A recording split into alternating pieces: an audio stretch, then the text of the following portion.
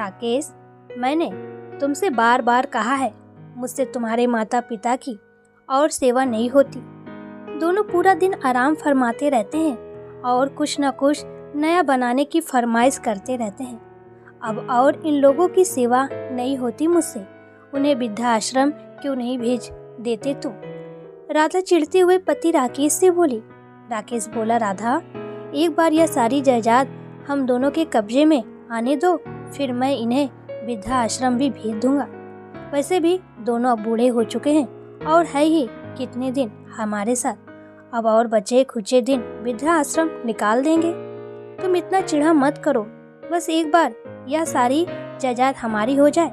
राधा बोली, राकेश, मैं तो शादी होते ही तुरंत अलग रहना चाहती थी, मगर तुम शादी से लेकर अब तक यही कह रहे हो कि हम दोनों के साथ जल्दी ही यह घर आ जाएगा और हम इन दोनों बूढ़ों को वृद्धाश्रम भेज देंगे।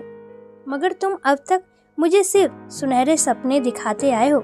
न जाने मेरे यह सपने कब पूरे होंगे, कब मैं इस घर की अकेली मालकिन बनकर राज कर पाऊंगी, कब तुम्हारे माता पिता से मुझे छुटकारा मिलेगा। राकेश बोला, मैं तुमसे कितना प्यार करता हूँ राधा, तुम जानती तो हो। तुम्हारी खुशी के लिए मैं कुछ भी करने को तैयार हूँ। बस एक बार तरकीब सूझ जाए कि इन लोगों से घर के पेपर पर हस्ताक्षर कैसे करवाऊं। फिर तुम देखना, तुम रानी और मैं राजा दोनों मिलकर राज करेंगे इस घर पर। अच्छा सुनो राकेश, तुम जरा गुड़िया को देख लेना घर में। आज तुम्हारी ऑफिस की छुट्टी है तो मैं जरा पार्लर जाकर आती हूँ। राधा अपना पैसों वाला बैग हाथ में लेते हुए बोली। राकेश बोला, हाँ तुम बेफिक्र होकर जाओ, मैं यहाँ गुड़िया को संभाल लूँगा। राकेश अपनी बेटी गुड़िया को सुलाकर जैसे ही कमरे से बाहर निकलता है, राकेश की माँ ममता जी बोली, राकेश, मैं बिल्कुल रात को सो नहीं पाई, पंखा बहुत आवाज़ कर रहा है, न जाने पंखे को क्या हो गया है। आज तो तेरी ऑफिस की छुट्टी भी है, तो आज ही पंखे को ठीक करवा दे ताकि मैं रात को चैन से सो पाऊँ। उतने में बोलते बोलते ममता जी को जोर जोर से खांसी आने लगी। धीरे से उठकर उन्होंने पास वाली टेबल में रखा पानी गिलास में निकाला और पीने लगी। थोड़ा पानी गले में उतरा और थोड़ा पानी गले से उतरकर उनका ब्लाउज भिगो गया। उम्र अधिक होने के कारण उनके हाथ पानी पीते वक्त कांप जाते थे। बहू से गर्म पानी मांगने की हिम्मत नहीं थी उनमें, क्योंकि बहू राधा सास ससुर को बस झेल रही थी। वह उनका एक भी काम प्यार से करने को तैयार नहीं थी। बहू राधा का पारा हमेशा सास ससुर पर चढ़ा ही रहता, और अगर सास ससुर ने अपना एक भी काम बहू राधा को करने को कह दिया तो राधा गुस्से में उन दोनों पर आग बबूला हो जाती। अब तो सास ससुर दोनों बहू के आगे कुछ कहने की हिम्मत ही नहीं करते थे। ममता जी पानी पीकर बोली, और बेटा, खांसी भी बढ़ती जा रही है। उस दिन भी तुझे दवाइयों का पर्चा पकड़ाया था, मगर तू नहीं लेकर आया। आज तो तेरी छुट्टी है, अब आज ना मत कहना। मेरे खांसने के कारण मुझे तो दिक्कत हो ही रही है, तेरे पिताजी को भी अब हल्की खांसी हो गई है, और तू तो जानता है, तो अगर एक बार तेरे पिताजी को खांसी हो गई तो महीना भर उन्हें आराम नहीं मिलता। फिर तुझे हम दोनों के लिए दवाई लानी पड़ेगी, इसलिए आज पक्का दवाई ले आना। राकेश गुस्से में बोला, माँ, जिस दिन भी मेरी ऑफिस की छुट्टी होती है, कभी आपको बाम की शीशी लानी होती है, कभी दवाइयों का पर्चा पकड़ा देती हैं, तो कभी आपका पंखा खराब हो जाता है। छुट्टी के दिन भी मुझे इस घर में शांति से जीने नहीं देती आप। खुद तो पलंग पर पूरे दिन पड़ी रहती हो और बैठे बैठे बस मुझे काम बताती रहती हो। मेरे पास इन सभी चीज़ों के लिए बिल्कुल वक्त नहीं है, और हाँ, पैसे भी पेड़ पर नहीं उगते हैं कि मैं आप पर फिजूल खर्च करता रहूं। मेरे अपने भी बहुत खर्चे हैं मेरे सामने। अगर मैं आप लोगों पर ही पैसा खर्चा रहा तो मेरा अपना परिवार कैसे चलेगा। मेरी बिटिया गुड़िया भी अब बड़ी हो रही है, मुझे उसका लालन पोषण भी करना है अभी, मगर यहाँ तो आप लोगों की आए दिन कुछ न कुछ फरियाद लगी ही रहती है। आपको और पापा को तो वैसे भी दिन भर कुछ काम नहीं रहता, खाओ पियो और आराम करो, बस यही काम है आप दोनों का। मगर मुझे तो छुट्टी के दिन भी नहीं आराम करने देते आप लोग। पास ही सोए ममता जी के पति रामलाल जी की आंख बेटे की जोर की आवाज़ से खुल जाती। पहले से बेचारे रामलाल जी को कम सुनाई देता था, तो वह समझ नहीं पाए कि बेटा क्यों चिल्ला रहा है। कुछ जाने का प्रयास किए बिना ही वो बेटे राकेश को देखकर बोले, राकेश, कुछ दिनों से इन चश्मों में मुझे साफ कुछ भी दिखाई नहीं दे रहा है। लगता है चश्मे का नंबर बढ़ गया है। तू आज छुट्टी पर है तो मेरा चश्मे का नंबर दिखवाने ले चल मुझे, क्योंकि आज कहीं जाकर नंबर चेक होगा तो चश्मा बनने में भी तो समय लगेगा। 4-5 दिन अभी और सहना पड़ेगा, तब जाकर नया चश्मा पहन पाऊंगा। कल शाम दोस्तों संग टहलने भी नहीं जा पाया, क्योंकि चश्मे में से कुछ भी साफ दिखाई नहीं पड़ रहा था। कहीं गिर उड़ न जाओ, इसलिए घर पर ही बैठा रहा। मगर बेटा, घर में भी पूरा दिन निकालना भारी पड़ जाता है। अकेले अकेले मन भी तो नहीं लगता, इसलिए मुझे आज तेरे साथ ले चल। तेरे साथ कहीं बाहर गए एक अरसा बीत गया है। उतने में राकेश तमतमा कर बोला, ये लो, अब इनकी भी फरियाद शुरू हो गई। एक की फरियादों की लिस्ट अभी खत्म हुई नहीं कि दूसरे की फरियादों की लिस्ट शुरू हो गई। मैं बस यही काम करता रहूं क्या पूरे दिन? वह दोनों हाथ जोड़कर बोला, मुझे शांति से जीने दो। तुम दोनों सही कहती है राधा, आप दोनों को वृद्धाश्रम ही भेज देना चाहिए, ताकि हम दोनों को शांति मिले। और बाहर हॉल में जाकर टीवी देखने बैठ गया। बेटे के कटु वचन सुनकर रामलाल और ममता जी का दिल अंदर तक उन्हें झकझोर गया। ममता जी तो रोने ही लग गई और बोली, बहू तो बहू, बेटा भी हम दोनों को हमेशा छिड़कता रहता है। अभी थोड़े दिन पहले ही बहू से मैंने कहा था, बेटा आज मेरे लिए खाने में खिचड़ी बना देना, तो उसने बात का बतंगड़ बना दिया था। वह बोली, आप दोनों बूढ़ों को तो वृद्धा आश्रम ही भेज देती हूँ, वहाँ सभी लोग आपकी फरियाद बराबर पूरी करेंगे। कम से कम मैं और मेरा पति तो यहाँ शांति से रहेंगे। अब तो बात बात पर बेटा और बहू दोनों हमें वृद्धाश्रम भेजने की धमकी भी देने लगे हैं। मैं तो जिल्लत भरी जिंदगी से तंग आ गई हूँ। रोते हुए बोली ममता जी, भगवान से कितना प्रार्थनाएं की थी, तब जाकर राकेश पैदा हुआ था हमारे घर, मगर हम कहाँ जानते थे भगवान इतने सालों बाद बेटा देकर हमें बुढ़ापे में यह दिन दिखाएगा। रामलाल जी बोले, हाँ ममता, उस दिन घर कितना खुशियों से भर गया था, और आज यही बेटा हमें बात बात पर सुनाकर चला जाता है। क्या कुछ नहीं किया हमने राकेश के लिए, अपना सब कुछ कुर्बान कर दिया उस पर। क्या उसे एक क्षण अपने माँ बाप का ख्याल नहीं आता होगा कि हमने उसे पालने में कितनी मेहनत की है, और हमारी सारी जमा पूंजी उसे पढ़ाने में खर्च कर दी। इससे तो हम इतने सालों तक बे औलाद ही अच्छे थे। रामलाल जी और ममता जी का इकलौता राकेश बेटा था। दोनों की शादी के बाद 4 साल औलाद नहीं हो पा रही थी।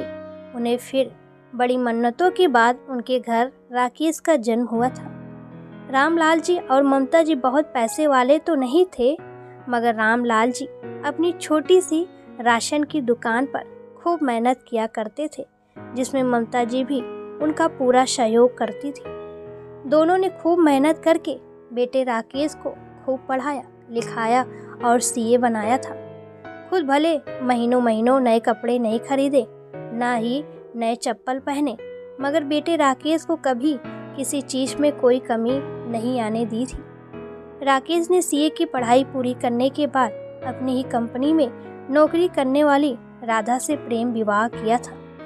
राधा पहले तो संयुक्त परिवार में रहने ही तैयार नहीं थी, मगर राकेश के लाख मनाने के बाद सास ससुर के घर की लालच में वह सास ससुर के साथ रहने को तैयार हुई। राकेश ने राधा को बहुत समझाया कि अगर हम अलग रहेंगे तो हमें किराए के मकान में रहना पड़ेगा, जिससे फालतू हमारा ही खर्च बढ़ेगा। इसलिए तुम मेरे माता पिता को थोड़े समय झेल लो। राकेश और राधा दोनों बूढ़ों को जल्द से जल्द वृद्धाश्रम भेजना चाहते थे, मगर घर अभी भी रामलाल जी के नाम पर था, इसलिए लालच में साथ रह रहे थे। अब तक बेटे बहू को घर अपने नाम पर करने की तरकीब नहीं सूझी थी, इसलिए अपना सारा गुस्सा दोनों वृद्ध पर निकालते रहते। राधा भी आज के ज़माने की आधुनिक लड़की थी, जो राकेश के माता पिता की कभी इज्जत कर ही नहीं पाई। जब देखो राधा उन दोनों पर बिना बात के ही चिल्ला पड़ती, कभी उन्हें अनपढ़ या जाहिल तक कह देती, मगर वो दोनों बेचारे सुनते रहते और सोचते जैसे भी हैं अपने ही बेटे बहू हैं। यह बात और है कि राकेश और राधा इन दोनों को अपना बिल्कुल नहीं मानते थे और इन दोनों से जल्द पल्ला छुड़ाना चाहते थे।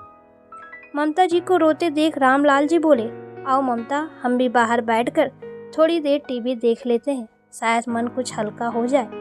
और दोनों धीरे धीरे बाहर हॉल में आकर बैठ गए ताकि कुछ देर टीवी देखकर वक्त बिता सके। उतने में राकेश के फ़ोन पर पत्नी राधा का फ़ोन आया। राकेश बोला, हाँ डार्लिंग, बोलो ना, क्या हुआ। राधा, जो कि अपनी ब्यूटी पार्लर में ट्रीटमेंट करवाने गई थी, वह बोली, राकेश, जैसे ही मैं ब्यूटी पार्लर से निकली मैंने देखा कि मेरी स्कूटी पंचर हो गई है, तो क्या तुम मुझे लेने आ सकते हो। राकेश बोला, हाँ राधा, वैसे भी आज छुट्टी ही तो है, अभी आता हूँ, तुम वहीं रुको। बोलकर राकेश तैयार होकर पत्नी राधा को लेने निकल पड़ता है। रामलाल जी और ममता जी सोचने लगते हैं कि बेटे को हमारी दवाइयों, चश्मे और पंखा ठीक करवाने का बिल्कुल समय नहीं है, मगर पत्नी को ब्यूटी पार्लर से लाने का समय ही समय है। अभी थोड़ी देर पहले जो बेटा हमें इतने ताने दे रहा था और गुस्सा कर रहा था, बीवी का फ़ोन आते ही उसके मुंह से प्यार वाली चाशनी टपकने लगी। रामलाल जी बोले, अब अति हो गई है ममता, हम लोग जितना सह रहे हैं, बेटे और बहू हम दोनों को उतना अधिक कष्ट दे रहे हैं। आखिर यह मकान हमारा है जिसमें यह दोनों हमारे साथ रहते हैं। अब मुझे इन दोनों को यह बताना ही पड़ेगा कि अभी हम दोनों का आज सम्मान मरा नहीं है। यह दोनों हमें क्या वृद्धाश्रम भेजेंगे, उससे पहले हम उन्हें इस घर से निकालेंगे। ममता जी भी बेटे बहू से रोज बेइज्जत होकर थक चुकी थी।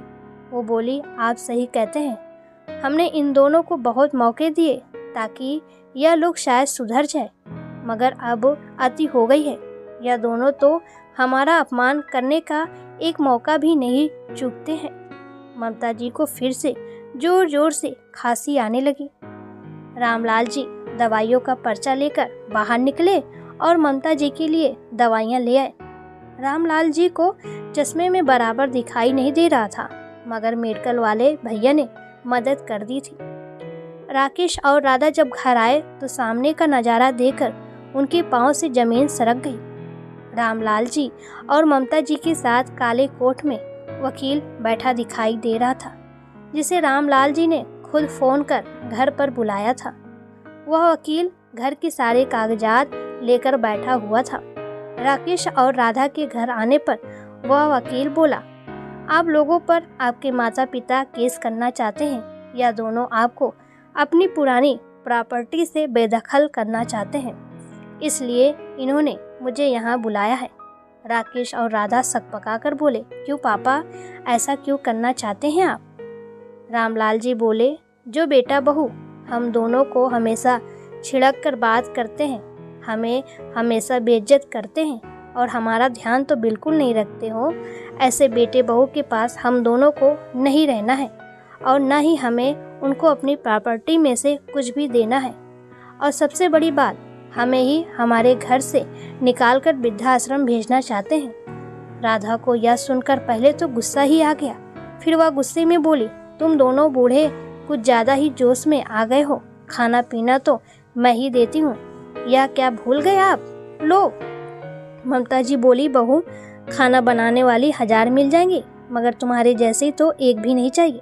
राकेश अपने हाथों से सब कुछ जाता हुआ देखकर राधा से बोला, चुप रहो अभी तुम। और अपनी माँ से बोला, माँ, एक माँ तो कभी कुमाता नहीं हो सकती, तुम हमारे साथ ऐसा कैसे कर सकती हो।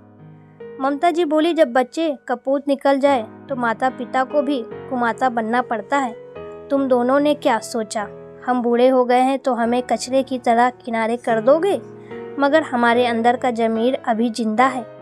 वहाँ बैठा वकील बोला, कानून के अनुसार यदि बच्चे अपने माता पिता की इज्जत ना करें, उन्हें सामने जवाब दें या उनकी सेवा ना करें, उन्हें वृद्धाश्रम भेजना चाहे तो माता पिता का पूरा फर्ज बनता है कि वह अपनी जायदाद में से उन्हें बेदखल कर दे।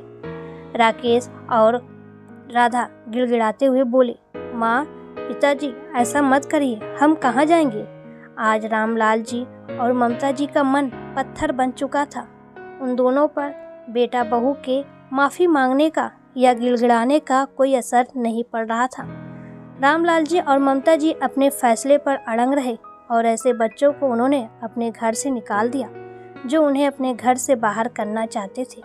दोस्तों, कृपया अपने माता पिता को बहुत इज्जत और सम्मान दें, हमेशा उनकी देख रेख करें।